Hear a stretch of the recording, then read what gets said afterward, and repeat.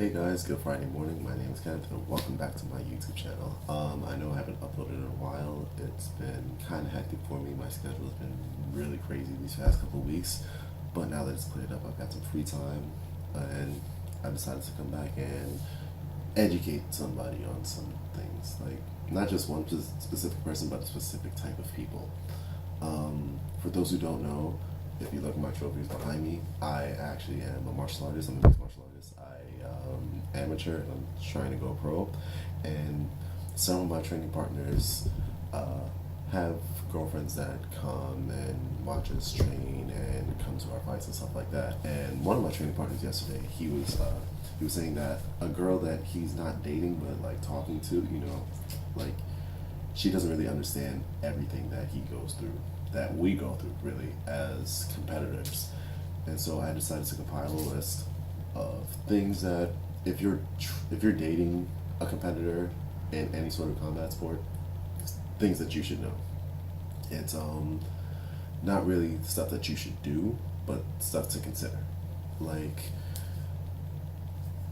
it's really hard enough for us to go out there and compete and do what we do and risk injury and risk our livelihood every single time we go out and compete. And there are things that you can do as our significant other that can just make things just a little bit easier on us mentally. First things first, there are going to be times where we're going to go through some hard training sessions. It's going to be hours long, 4, 5, 6 hours long. We're going to be tired lifting weights, running, wrestling, sweating, just wanting to just like pass out right where we are. We're going to come home at the end of the day, at the end of the night, whatever it is, either come home to you or come home, let you know that we got home safely. We're going to be like, yo, babe, tired, gonna shower, eat, and call it a night. The last thing that we need at that point is for you to get upset over anything insignificant or for you to like stress us out over something. You know, whatever it is, honestly, it can really wait.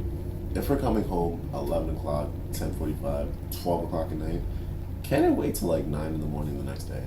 Just let us get like a solid 8 hours of sleep. Just let us just pass out, please. That's just what we need. Also, speaking of training, just because we train and we fight, you don't have to do it yourself.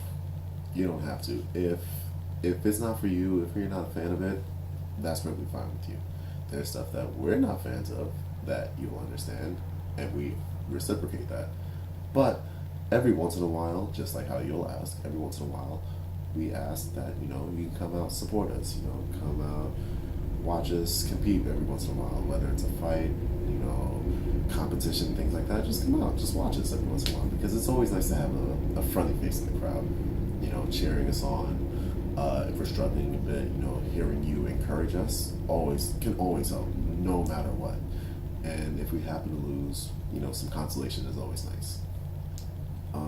There are gonna be times where we're cutting weight and we're just so grumpy, we're so hungry, we're just so frustrated that we can't eat what we want. We don't need you to be a jerk about it, okay? If, like myself personally, I love pizza. I love pasta, and stuff like that. And if we're dating and you're gonna constantly tease me with like, haha, you can't eat pizza or pasta in front of me, that's not gonna help anything. That's just gonna get me more frustrated, and I don't want to be around you at that point. So you don't have to diet with us. Just be considerate that we can't eat whatever we want. Like, no, we can't eat that. Yes, we can't even eat just a little bit. Yes, we're serious. We really can't eat that. Soon we'll get to eat again. We'll let you know what we can eat, when we can eat normally again, when we weigh in, all that stuff. Just be considerate.